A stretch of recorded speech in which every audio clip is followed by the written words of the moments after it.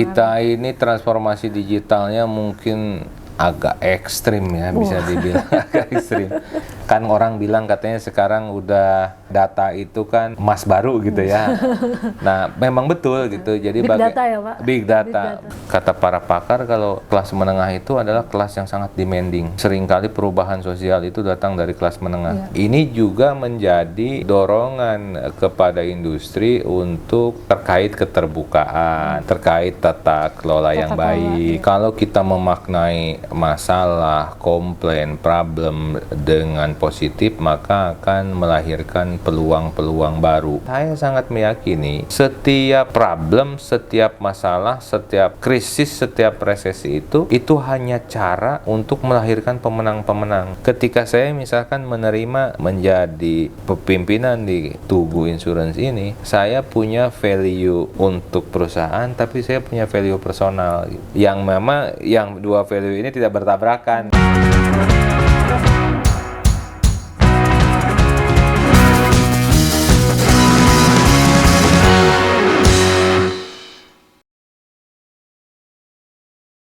Hai Infobankers, kembali lagi ketemu saya di program The Leaders. Nah, saya kembali ngajak teman-teman untuk ikutin lagi kisah-kisah para pemimpin atau leaders yang sukses. Nah, kali ini kita ketemu sama seorang pemimpin yang memimpin sebuah perusahaan besar yang merupakan anak usaha dari BUMN, dan beliau ini terbilang usianya masih relatif sangat muda.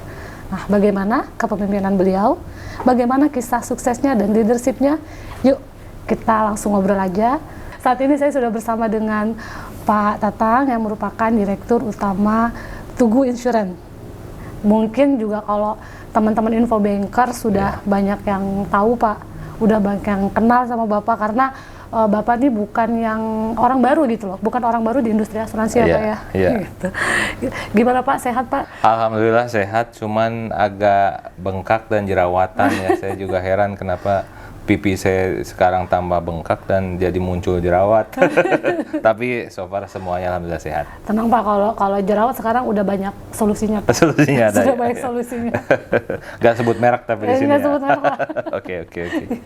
Jadi Pak, Bapak kan termasuk nih, kita pengen tahu nih Pak, Bapak termasuk seorang leader yang usianya masih relatif muda, tapi memiliki kemampuan dan pengalaman yang luar biasa. Karena kalau nggak mungkin dong ada di Tugu sekarang gitu ya Pak. Mungkin gimana sih Pak dulu perjalanan dan kiat suksesnya bisa sampai seperti saat ini gitu Pak? Iya, sebetulnya nilai-nilai orang tua itu, nilai-nilai zaman dulu itu sangat relevan dengan kondisi saat ini ataupun masa depan gitu ya. Orang tua selalu bilang kan pengalaman itu diistilahkan dengan banyak makan asam garam gitu ya. Betul. Nah, saya mendeskripsikan berarti dalam waktu yang relatif lebih cepat bagaimana caranya kita bisa merasakan asam garam itu gitu ya. Kan itu tidak selalu berbanding lurus dengan waktu. Ada orang yang bisa merasakan sebuah pengalaman itu atau sebuah penugasan atau yang relate dengan asam garam itu dalam kurun waktu tertentu. Kita sebetulnya bisa mempercepat itu gitu ya, dengan memaksa kepada diri kita untuk mengambil tanggung jawab yang lebih. Kemudian tidak manja gitu terhadap diri sendiri dan mencoba berbagai hal, mencoba berbagai pengalaman gitu ya. Baru dan menantang gitu. Baru dan menantang. Kalau orang tua saja tidak boleh ada di zona nyaman, apalagi anak muda gitu ya. Nah, saya mencoba melakukan itu walaupun selalu kan kita seimbangkan antara juga kerja dengan main, dengan keluarga gitu ya, tetap harus, tapi memang dengan istirahat juga mungkin. Tapi memang harus ada memaksakannya gitu ya. Itu kan dari faktor yang mungkin rada-rada ilmiahnya gitu ya. Tapi di luar itu kan juga sebetulnya dengan kita banyak pengalaman, banyak penugasan, jadi banyak teman, banyak kenal, kemudian juga mungkin kita berbuat baik, banyak yang doain gitu ya. Orang tua yaitu tambahan-tambahannya udah pasti itu wajib lah ya gitu ya. gitu. Gitu. Jadi kalau dari muda berarti emang udah kerja keras terus sempat main nggak Pak? Kalau waktu udah sempat ada main-mainnya nggak sih? Kan umur 38 tahun udah seperti ini gitu. Waktu muda masih sempat main? Iya, saya merasa masa muda saya cukup kenyang dengan main gitu ya. Maksudnya cukup gitu ya. Istirahat cukup, main cukup. Kalau dibilang kan anak kalau masa muda itu dalam tanda kutip ada bengal-bengalnya gitu ya. Itu juga saya pernah ngalamin gitu. Artinya dengan tadi memaksakan diri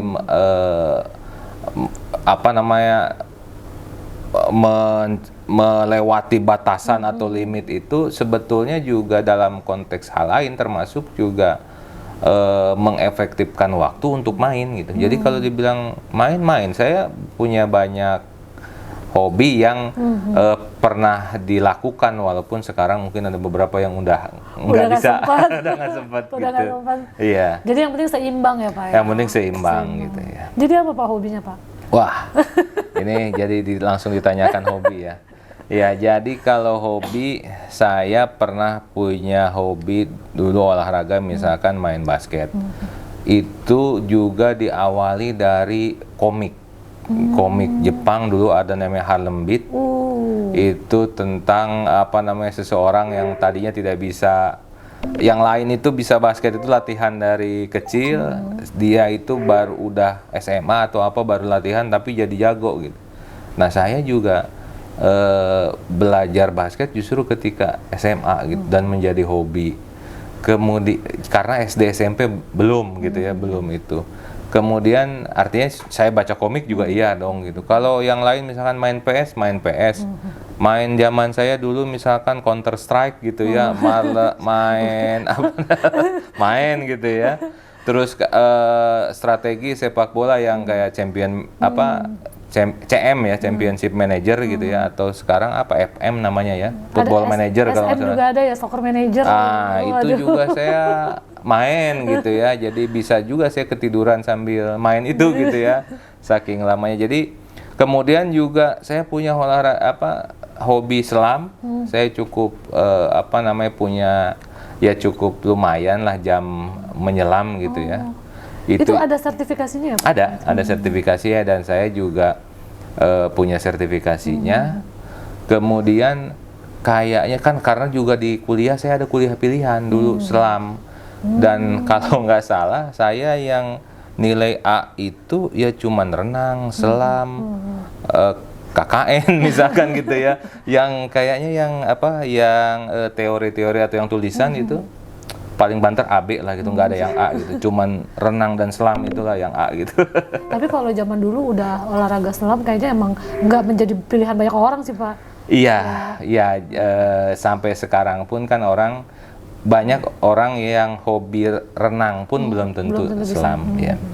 Tadi Pak menarik, jadi kalaupun mau suka baca komik, ternyata komiknya tadi tuh yang memotivasi ya Pak? Iya. Jangan sembarangan baca komik yang memotivasi, jadi bisa memotivasi hidup juga ya Pak? Betul, sebetulnya kan apapun yang kita baca, apapun yang kita alami itu bisa menginspirasi. Yang penting kita bukan hanya sekedar suka ya, tapi kita mengambil inspirasinya, intisarinya dari itu apa dan kita lakukan di dalam kegiatan kita gitu. Jadi dulu awalnya sudah dari awal di asuransi, sudah tertarik dengan asuransi atau sempat ke bidang lain? Waduh, kalau dibilang tertarik di asuransi mungkin enggak juga awalnya ya.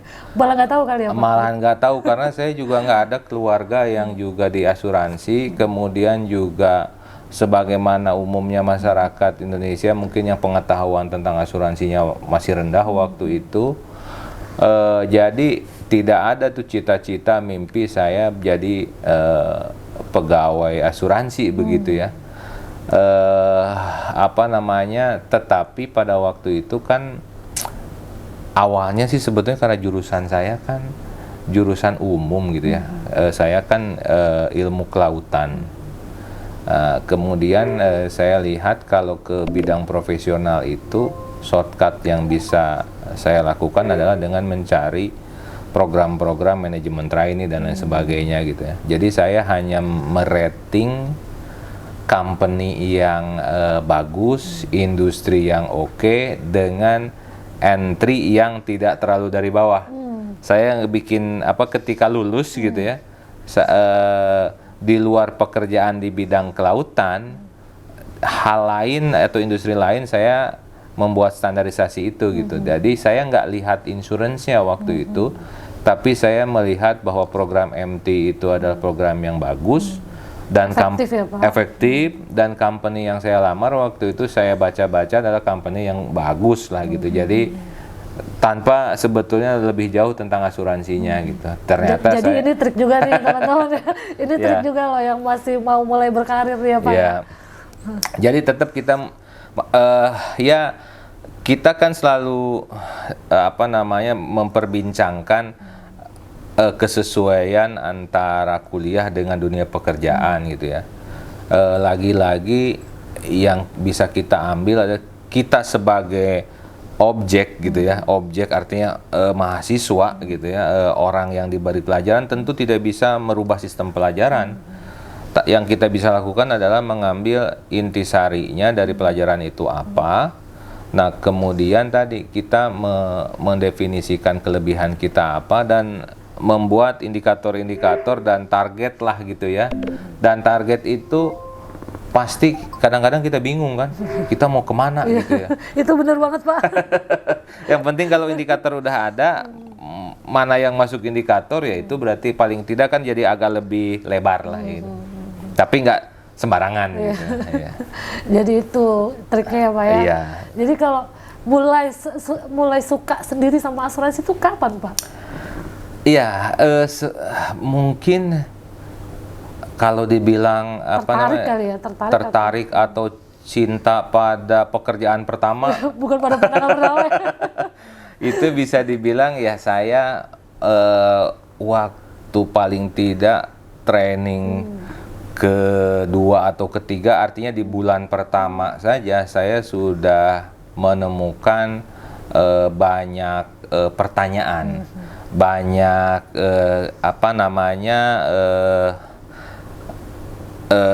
kurius gitu ya. Sebetulnya apa sih asuransi, skupnya seluas apa, bidangnya apa saja, trik-trik atau key point-nya di mana gitu, itu menjadi pertanyaan. Nah, ini juga tipikal saya gitu ya, kalau melihat sesuatu itu tadi melihat apa penasarannya, apa menariknya, poin-poin apa yang bisa sukses lah gitu, atau yang kita bisa survive di situ tuh apa sih gitu. Nah, waktu itu saya sangat penasaran dengan asuransi dari awal, kemudian makin jalan justru makin penasaran gitu. Dan ketika ketemu satu titik malahan jadi 10 titik gitu. Makin banyak ya gitu, nggak selesai-selesai, jadi penasaran terus gitu ya. Karena jadi emang asuransi sebenarnya luas banget ya Pak? Luas sekali dan kita itu jadi harus memahami banyak faktor ya, karena indikator-indikator resiko itu kan di semua hal gitu ya, di semua sisi kehidupan gitu, tidak hanya teknis gitu kan. Kalau dibilang kesalahan selalu kesalahan teknis ya. Kalau di asuransi nggak hanya teknis, sosiologis dan lain sebagainya itu sangat mempengaruhi. Jadi kalau di pekerjaan bidang lain, kalau dulu saya Pak ngeliatnya pekerjaan di bidang lain itu, kalau di belajar kalau di perbankan bidang keuangan aja, kalau di sektor kelautan ya udah kelautan aja. Kalau di asuransi harus tahu motor, harus tahu otomotif, harus tahu kelautan, banyak ya Pak. Iya betul, semua industri, semua sektor, kemudian tadi bahkan makroekonomi lah segala sesuatu. Sahamnya juga, semuanya investasi semuanya masuk. Betul. Jadi emang makin luas ya Pak. Makin luas. Kalau dulu kan sulit ya menemukan bahan untuk kita mengetahui sesuatu. Kalau sekarang itu udah kan banyak sekali, kayak acara-acara seperti ini gitu ya, media-media baik cetak, elektronik gitu ya. Kemudian jurusan juga di pendidikan juga asuransi sudah ada gitu ya. di YouTube juga sudah ada. Selama kita membaca penuh, kan kadang-kadang ada pro kontranya gitu ya. Ya itulah kebebasan media gitu ya. Tapi selama kita membaca penuh, kita bisa mengetahui sebetulnya kalaupun ada masalah, masalahnya di mana, kalau ada potensinya apa. Karena kalau nggak ada masalah, nggak ada potensi. Ya, gitu. Jadi sekarang karena makin mudah ya Pak, karena kan sudah Makin masuk mudah. ke, ada yang sudah masuk ke muatan lokal kurikulum gitu ya, Ada, udah masuk ke betul, kampus juga, udah betul. makin gampang. Betul. Sekarang juga kita lihat inklusi juga udah semakin meningkat Ya, ya, semakin cukup, baik, semakin baik. Dan kita harapkan ke depan justru percepatannya juga semakin baik ya. Walaupun mungkin dari sisi penetrasi masih kecil ya Pak. Ya, iya kita Ini masih saya juga masih penasaran sih Pak berproses. sebenarnya. Pasarnya masih besar Ya. gitu. Tapi penetrasinya bergerak tidak cukup signifikan lah kalau kita bilang, nggak biasa dibilang stagnan gitu ya, Ya. tapi tidak cukup signifikan. Artinya apa ya, peluang ini apakah memang belum tergarap dengan efektif atau memang jumlah penduduknya yang makin besar jadi penetrasinya nggak bergerak gitu Pak? Iya, Bukan nggak bisa. bergerak sih ya. Bisa jadi juga gitu kan. Sekarang pertumbuhan ekonomi juga baik, pertumbuhan penduduk juga kita tinggi, kemudian ada penyebaran area juga daerah ya. Kalau dulu misalkan terkonsentrasi, walaupun tetap kan masih ada titik-titik konsentrasi, tapi pembangunan ini juga kan sudah mulai ada di titik lain gitu ya. Nah itu juga kemudian juga kan letak geografis Indonesia juga tidak mudah gitu ya.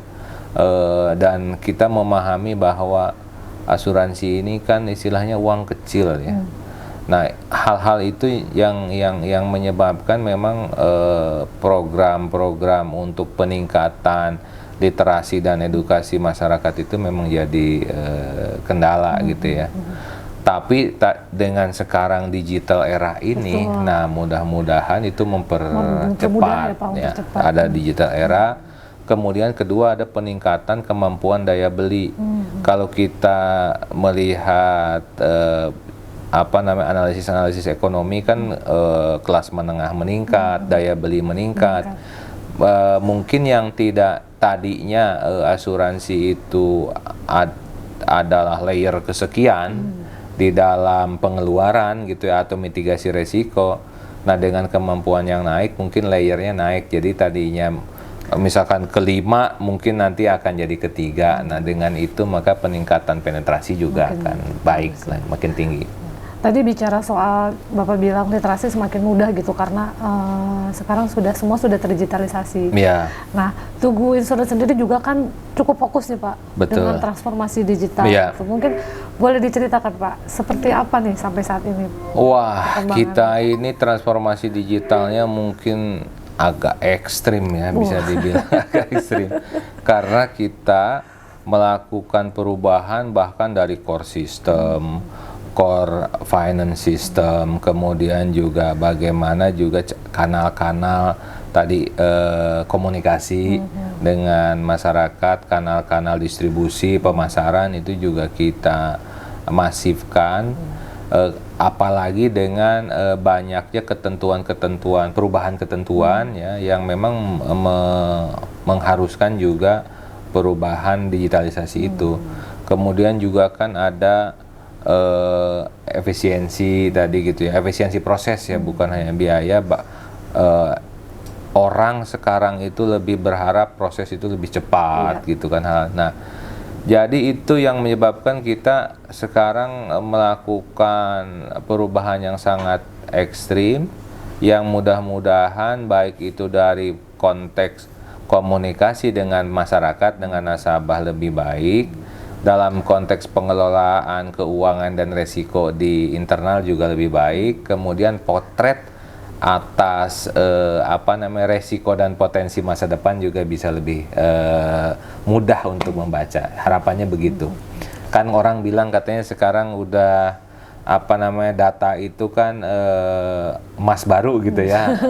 Nah, memang betul gitu. Jadi Big data ya, Pak? Big data. Itu juga yang kita juga sekarang sangat concern, sehingga setiap langkah dan keputusan strategis itu berdasarkan data-data empiris yang valid gitu. Dan real time lah gitu kita harapkan. Ya. Salah satu yang dilakukan Tugu tadi transformasi digital ini berkaitan juga dengan masuknya Tugu ke bisnis retail gitu ya Pak. Betul. Sebagai strategi diversifikasi bisnis gitu. Yeah. Tapi memang kelihatan sih Pak dari tampilan websitenya gitu ya. Kalau dibandingin dulu, wah berubah banget, bener Pak, ekstrim gitu. Nah mungkin boleh diceritakan sendiri Pak, nanti tadi kan ada bisnis retail masuk ke, kalau digital insurtech pastinya gitu. Mungkin boleh ceritain lagi Pak lebih lengkap. Iya, jadi tadi ya mudah-mudahan yang terlihat juga ada perubahannya, tapi sebetulnya tidak hanya yang terlihat, di dalam lebih banyak lagi gitu ya.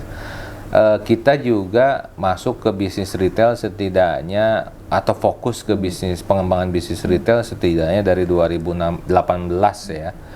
Nah itu juga dilatar belakangnya oleh keniscayaan bahwa tadi secara ekonomi kelas menengah ini tumbuh dengan signifikan di Indonesia. Sementara corporate business itu kan belum tentu, atau pertumbuhannya mungkin tidak semasif dari kelas menengah itu di Indonesia.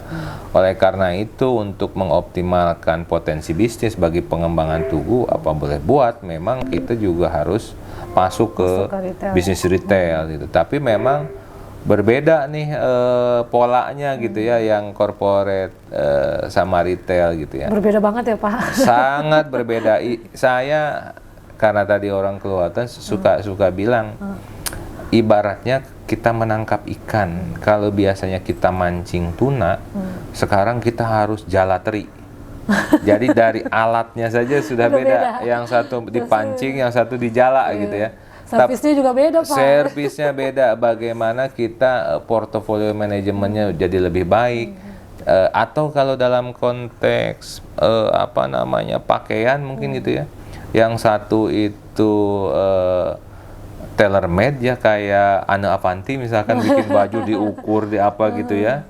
Yang satu lagi kan pabrik kaos gitu ya, yang pokoknya kita punya jualnya all size gitu ya, atau S, M, L gitu ya gitu. Ya udah itu aja gitu kan, masalah ukuran badan masing-masing menyesuaikan gitu ya. Nah pola itu sangat berbeda kan. Nah itu yang kita coba mix sehingga kita sangat relevan, sangat sesuai dengan keduanya, karena kita mau berbisnis dua-duanya gitu. Itu challenge-nya seperti apa Pak dalam melakukan transformasi, terus ada perpindahan, bukan perpindahan perluasan ya ke bisnis retail? Ya ini tentu cukup luar biasa ya. Pertama kan dari mindset people-nya dulu, orangnya siap nggak, karena tadi bisa jadi kebayangkan kita kalau nangkep tuna itu prosesnya mungkin lebih lama, dapatnya sekali-sekali. Sementara kalau tadi teri itu prosesnya harus berlanjut, berulang-ulang, terus-menerus gitu ya. Jadi mindset yang pertama, mindset orang pasti beda. Kemudian kedua, setelah mindsetnya juga, misalkan orang dari tadinya mindsetnya A menjadi bisa A, B, kemudian kan bagaimana orang bisa mau bergeser, mau menyesuaikan diri, mau belajar lagi hal yang baru gitu ya.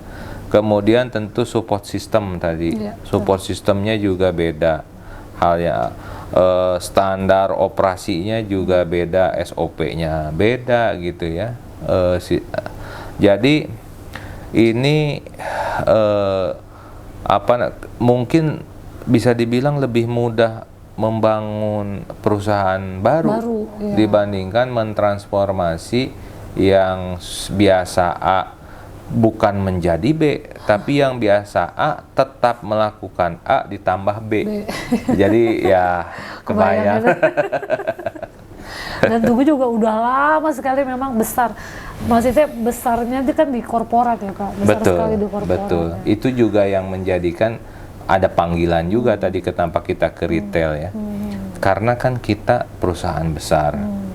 Kita yang mempunyai kekuatan finansial yang sangat kokoh. Kita juga bagian dari BUMN tadi.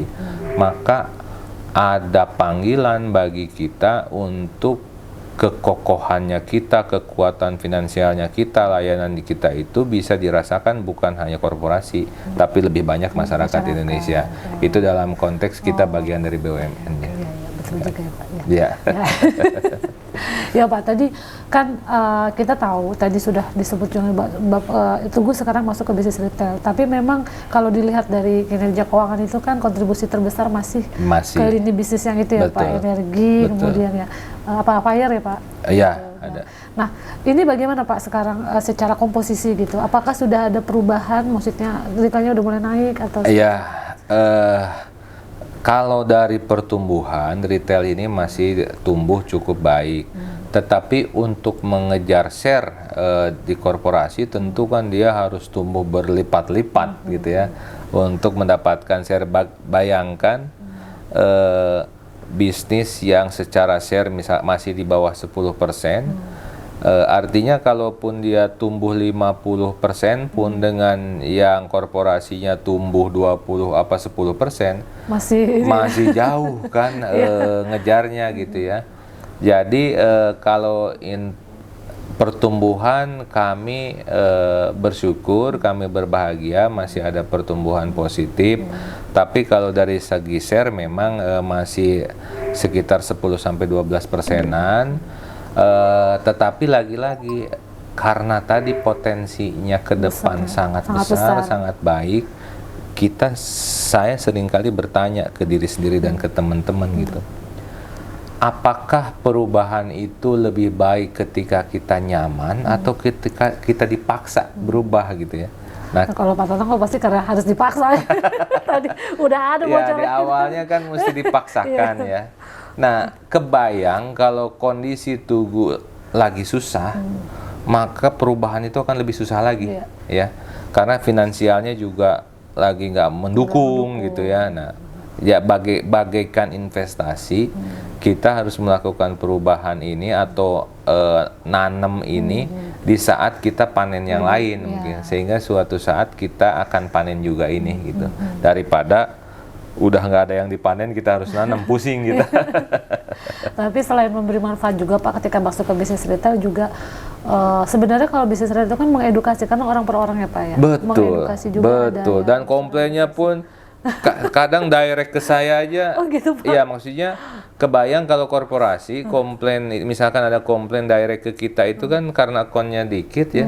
Kalau retail bisa jadi komplain ke saya mungkin bisa dibilang kalau seminggu sekali aja saya anggap bagus, tapi saya menganggap itu bagus buat masukan kita ya. Maksudnya komplainnya kadang-kadang komplain-komplain hal yang kecil ya.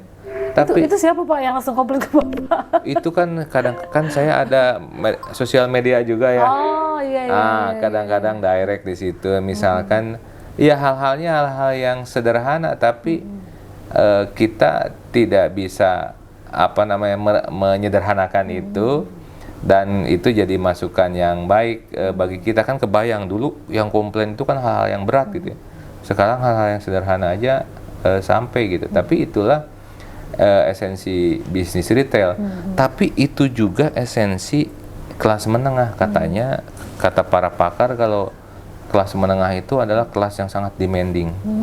Seringkali perubahan sosial itu datang dari kelas menengah. Jadi yang paling banyak cerewet lah, paling banyak maunya dan lain sebagainya gitu ya.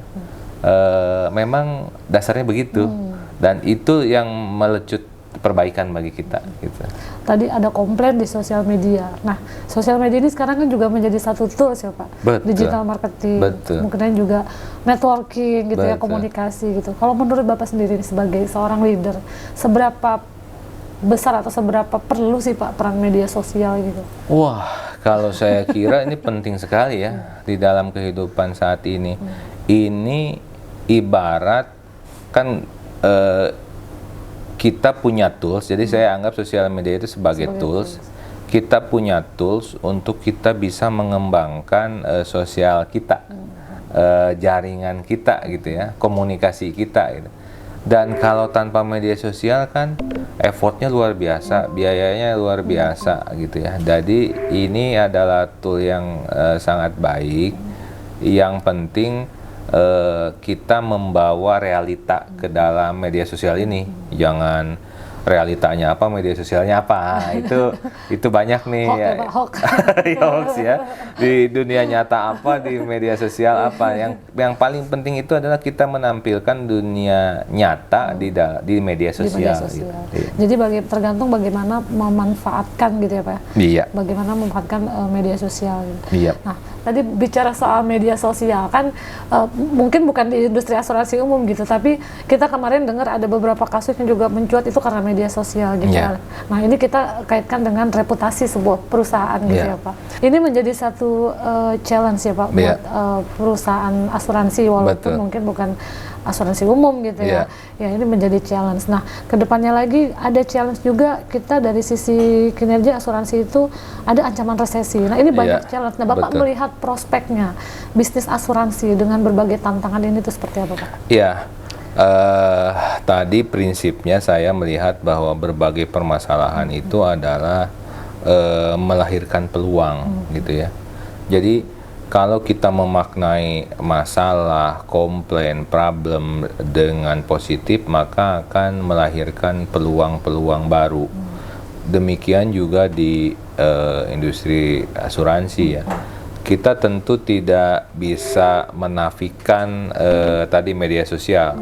Saya mau eksklusif saja, tidak mau inklusif, tidak mau media sosial kita tertutup dan lain sebagainya. Rasa-rasanya memang tidak bisa.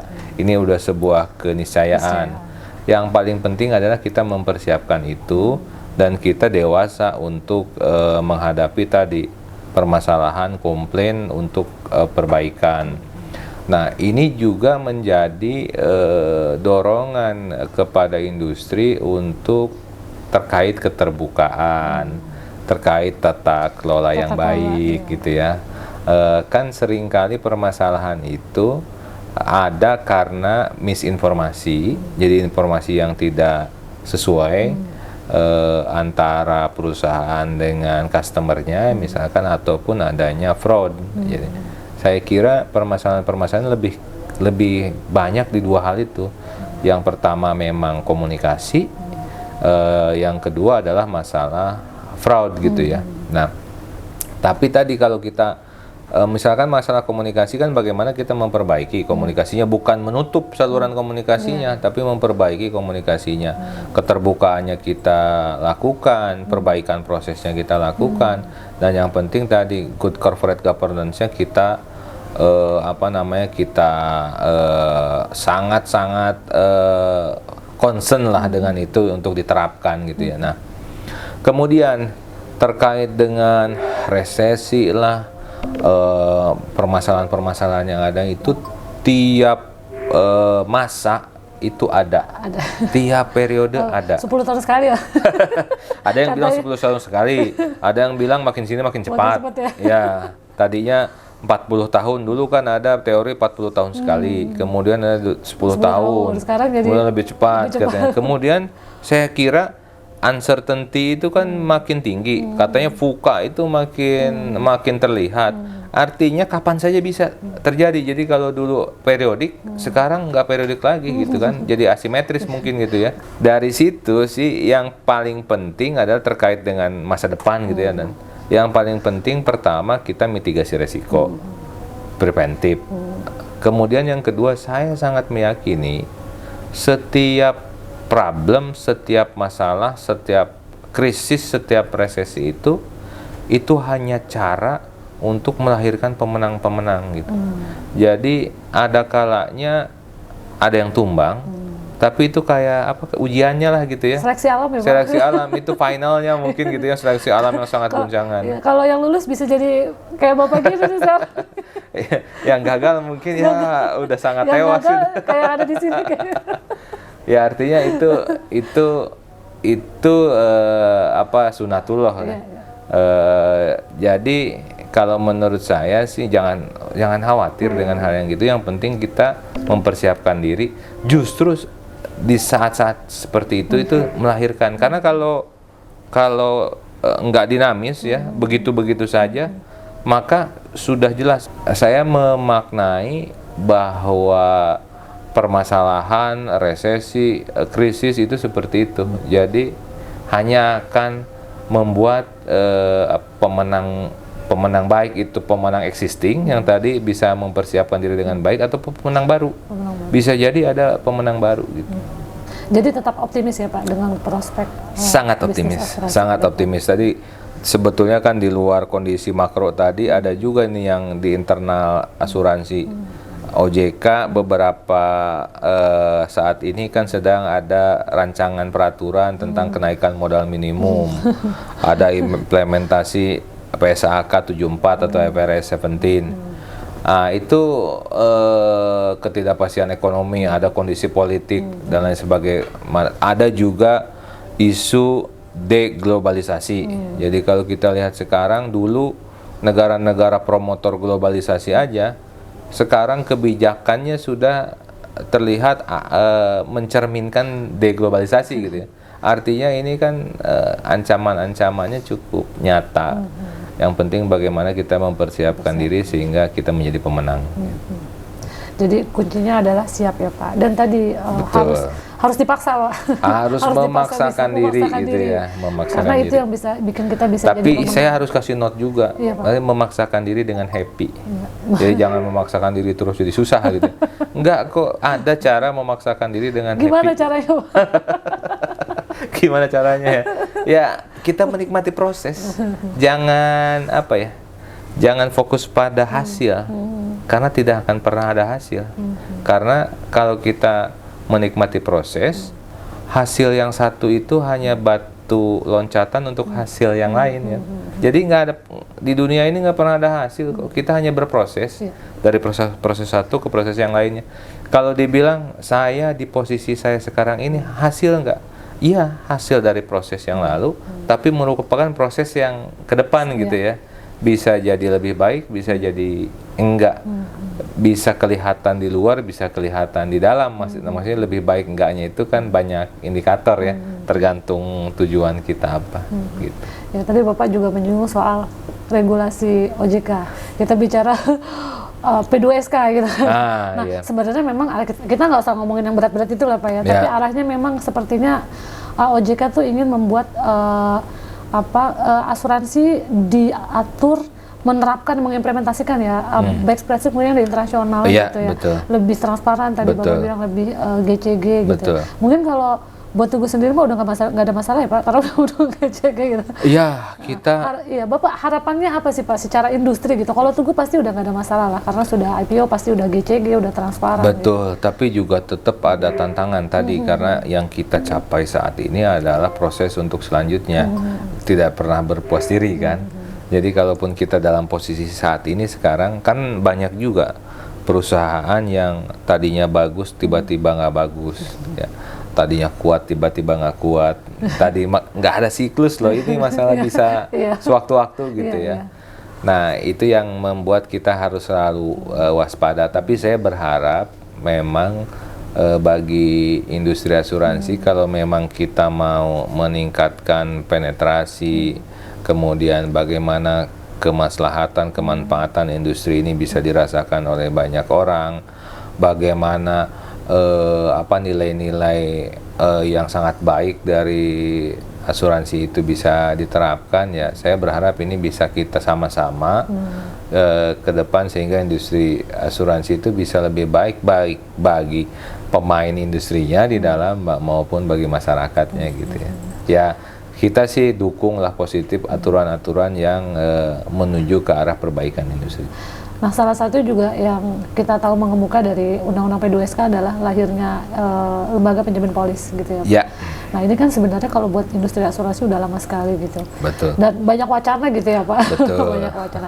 Tapi dari industri sendiri Pak, mungkin harapannya ini masih mungkin dari di LPS itu masih akan berapa 5 tahun lagi ya Pak? Iya, paling lambat. Paling lambat 5 tahun lagi. Harapannya apa Pak? Karena kan kita tahu ya, maksudnya nanti proses penyelesaiannya seperti apa kan, risiko masing-masing perusahaan ini beda-beda. Beda, betul. Iurannya berapa kan? Betul. Harapannya sih saya sih ini kan bagus buat tambahan governance atau promise lah kepada customer bahwa mereka juga dijamin, ada penjamin lagi gitu ya. harapan saya adalah pertama agar segera bisa diterapkan. Kedua, tentu mungkin dimulai dari hal-hal yang umum yang secara general sama di perusahaan asuransi. Karena tadi secara resiko masing-masing beda, produk beda, makanya dan sulit untuk secara keseluruhan mungkin dimulai sejak awal gitu ya. Ya mungkin dimulai dengan produk-produk tertentu gitu ya. Kemudian pastikan yang basicnya limit juga mungkin limit tertentu, kayak misalkan di bank aja kan untuk deposito 2 miliar. Maka kan di asuransi mungkin dibatasi berapa. Misalkan hanya untuk produk retail yang langsung customer, toh yang korporasi kan resikonya lebih banyak di reasuransi. Bahkan mungkin jangan-jangan on resiko sendiri, on risk-nya tertanggung korporasi ini bisa lebih besar daripada jaminan itu ya di lembaga penjamin polis ini. Jadi harapannya karena harus segera dilakukan untuk juga campaign yang baik industri, mungkin dimulai dari bisnis retail atau dimulai dari yang langsung dengan customer lah gitu ya, B2C lah ya, nggak B2B mungkin gitu. Nah, masih kita bicara terkait sama regulasi Pak. Jadi ada juga kan selain itu juga dia masih ramai sebenarnya, Infobank masih ramai membahas ini Pak, ketentuan spin-off. Oke. Ya, ini hot. Gimana nih Pak? Hot topic ya. Sudah perlu belum sih Pak spin-off gitu? Ya, ini selalu ada dua sisi ya, dua sudut pandang yang bisa jadi berbeda gitu ya di kesimpulannya gitu kalau pertanyaan itu. Ini kalau menurut saya gitu ya, yang pertama, concern yang pertama itu adalah keseriusan. Keseriusan dari pelaku usaha untuk mengembangkan bisnis syariahnya gitu ya. Jadi saat ini terlalu banyak unit usaha syariah yang mungkin dalam waktu sekian tahun itu progres perkembangannya itu nggak signifikan. Artinya begitu-begitu aja, jadi cuma ada sekedar pertanyaan. ada gitu ya? Gitu. Itu kan menjadi pertanyaan, apakah serius atau tidak. Kalau misalkan dibilang, kita serius tapi kita misalkan mengawali dari kerugian, bisa jadi investasi di konvensional pun kan kalau dari awal mungkin rugi dulu, kenapa syariah mesti dari awal jadi untung gitu ya.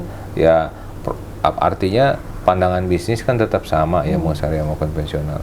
Bisa jadi gini, kewajiban spin off itu tetap dijalankan, perusahaan harus spin off dengan ketentuan-ketentuan seperti apa, tapi misalkan ada regulasi tambahan bahwa infant industry ini, syariah dianggap sebagai infant industry ini bisa diberikan misalkan kemudahan-kemudahan, kelonggaran-kelonggaran, toh dia itu adalah industri yang tidak berdiri sendiri, misalkan dia adalah anak atau bagian dari industri keuangan lainnya gitu. Nah, saya kira ke sana. Jadi kalau ke sana, kalau spin off itu menunjukkan tadi efektivitasnya, maka efisiensinya harus kita pikirkan berupa apa gitu. Kalau spin off itu nggak efektif, apa jawaban efektifnya gitu? Kalau Tugu Insurance sendiri bagaimana Pak? Iya, kita bersyukur kita sudah disetujui untuk spin off-nya di dalam RUPS maupun di pemegang saham ya. Jadi kalau kita baik dari investasinya, baik dari RKAP-nya, baik dari strategic action-nya itu sudah disetujui semuanya. Tinggal kita pelaksanaannya yang sekarang masih dalam proses. Gitu. Mudah-mudahan tidak dalam waktu lama lagi proses spin off ini bisa selesai. Gitu. Ini menjadi salah satu dari komitmen juga ya Pak. Betul. Keseriusan Tugu dalam menggarap. Betul. Jadi kita sekarang ini berpikir tentang pembangunan sebuah ekosistem asuransi lah paling tidak di Tugu. Tugu sebagai corporate business, Tugu sebagai retail business, Tugu yang memiliki reinsurance bisnis, Tugu mempunyai syariah, nanti kita juga pikirkan Tugu juga terkait dengan asuransi jiwa misalnya. Tapi kita memahami bahwa ekosistem ini mesti dikelola secara tadi konsolidasian lah ya, secara bersama, karena sebetulnya ini ada kaitan. Nah tadi selain syariah tadi Bapak juga sebutkan reasuransi juga merupakan industri yang challenging juga ya Pak? Waduh, ini tahun-tahun ini mungkin lebih challenging dibandingkan dengan asuransi ya, karena ini kan udah 3 tahun atau lebih ini industri reasuransi ini cukup luar biasa. Ya sebetulnya sebagaimana umumnya, mohon maaf ini saya istilahkan ya, tidak sesuai dengan konteks aslinya. Saya ibaratnya gitu kan, industri reasuransi ini derivatifnya dari asuransi gitu ya. Jadi biasanya memang kalau ada masalah di core-nya, di derivatifnya apalagi gitu, lebih dalam biasanya gitu. Ya jadi PR-nya kapasitas lagi-lagi ya Pak? Betul, sama masalah kapasitas, masalah tata kelola yang baik, bagaimana kedisiplinan dalam penerapan misalnya pencadangan, penerapan aturan dan lain-lain, termasuk juga tadi kapasitas permodalan.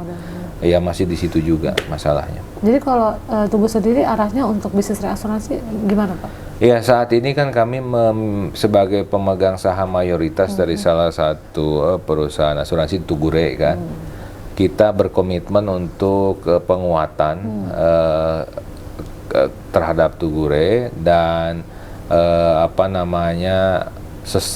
berkelanjutan lah, pertumbuhan berkelanjutan bagi Tugure, termasuk juga apabila diperlukan penguatan modal. Gitu. Tadi memang ada pertanyaan Pak, bagaimana kemudian Tugu ke depannya? Mungkin kita bicara 3 atau 5 tahun ke depan ini, apakah sudah terbayang Pak nanti akan seperti apa? Tadi Bapak juga sebutkan mungkin saja nanti ada asuransi jiwa dan sebagainya. Mungkin boleh Pak diceritakan. Secara umum memang kita berkomitmen untuk selaras dengan regulator terkait dengan pembangunan ekosistem dan konsolidasi di industri asuransi. Nah, jadi intinya key point-nya itu, bagaimana penguatan, bagaimana pembangunan ekosistem, bagaimana konsolidasi. Itu semua menjadi hal yang ke depan akan Tugu lakukan. Gitu. Jadi Pak, terkait tadi sebagai seorang yang mungkin ulang-ulang lagi saya bilang di usia muda yang sudah sangat sekarang udah kalau saya sih bilangnya sukses ya Pak. Yeah. Gitu. Nah, apa sih Pak ya filosofi dalam bekerja, dalam hidup yang bisa di-sharing gitu ke teman-teman Infobankers gitu ya, supaya nanti bisa terinspirasi juga gitu Pak? Ya, ya tadi summary sebetulnya kan ya. Pertama, kita harus menikmati proses tadi. Jadi tujuan itu kan hanya cantolan kita berproses ya, kayak anak tangga. Yang paling penting itu kan kita menikmati prosesnya, tapi menikmati itu dengan cara yang luar biasa. Artinya tidak menikmati dengan leha-leha ya, tapi dengan usaha terbaik. Kemudian yang kedua, tentu kita harus tidak bisa juga kita berproses saja tapi tanpa tujuan. Kita tentukan tujuan hidup kita, jangka panjang apa, jangka pendek apa, dan itu selalu di review ya tiap saat. Oh sekarang kita udah di mana, besok kemana gitu ya. Dan itu tidak selalu masalah posisi, tidak selalu masalah jabatan, tidak selalu masalah penghasilan ya. Tapi banyak hal kan sisi kehidupan itu sukses gak sukses itu nggak hanya dilihat dari situ ya, tapi itu yang kita harus juga setting, ada goals yang kita planningkan gitu ya. Kemudian selanjutnya tentu yang paling penting juga adalah bagaimana kita tulus, ikhlas, maksudnya sehingga nanti kalau ada masalah itu nggak gampang nyerah, nggak gampang ngambek, nggak gampang stres gitu ya. Jadi apapun hasilnya kan hasil bukan urusan kita. Yang penting kita berproses, walaupun tadi kita harus tetap ada goalsnya, kita menikmati prosesnya, tapi juga kita harus tulus, ikhlas. Kemudian yang lain lagi adalah ini juga sesuatu hal yang sangat sulit adalah bagaimana kita bisa berbuat baik dan adil. Karena seringkali orang yang dianggap sangat baik itu tidak adil. Atau seringkali mungkin orang yang bersikap adil itu malahan dianggap tidak baik gitu ya. Dalam kebijakan bagaimana kita bisa bersikap adil dan baik secara bersamaan. Nggak bisa sepotong-sepotong, nggak bisa baik aja tapi nggak adil, nggak bisa adil nggak baik, kayaknya nggak ada. Kalau adil harusnya baik gitu ya.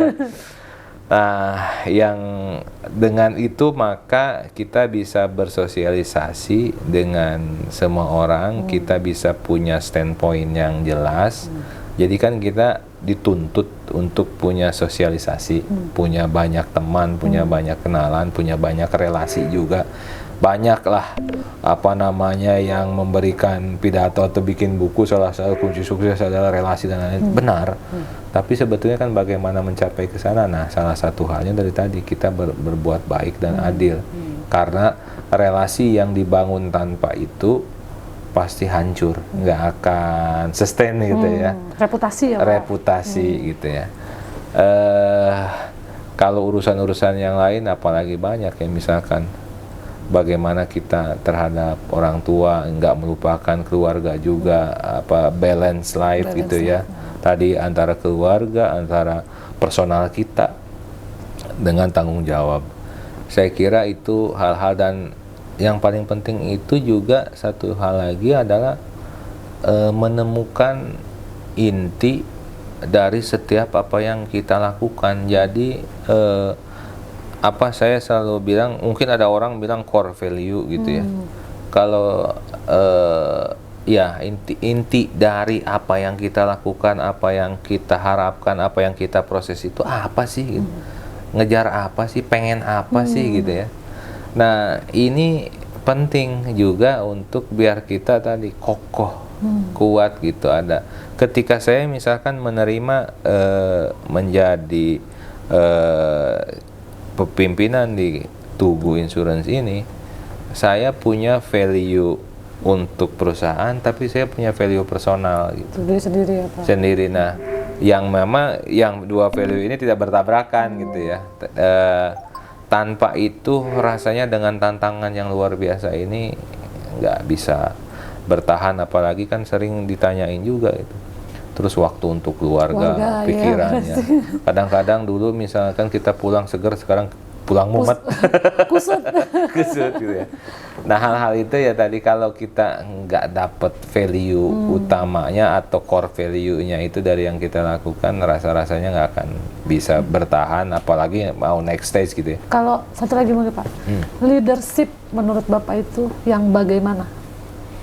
Wah, yang seperti apa? Atau Bapak sendiri leadershipnya gayanya kayak gimana sih Pak? Gitu. Kalau saya sih nggak tahu ya, saya relatif santai ya. Jadi kalau menurut saya tadi yang penting itu truly, artinya jujur. Yang penting itu tadi benar, baik, adil itu. Jadi value itu yang kita terapkan. Kadang-kadang kalau kita mendua, konfliknya pasti banyak deh. Tapi kebijakan berat sekalipun, kalau itu memang jujur, memang apa adanya, tidak banyak hidden agenda gitu ya, dilatar belakangi dengan tujuan baik dan menerapkan prinsip keadilan tadi. Ya paling enggak itulah mungkin sisi leadership saya. Saya juga nggak tahu sebetulnya tipikal leadership itu apa, bagaimana, tapi ada gambaran ideal gitu Pak, tokoh gitu mungkin yang dikagumi atau seperti apa? Aduh, saya nggak mau sebut nama karena karena tiap orang menurut saya ada kelebihannya masing-masing.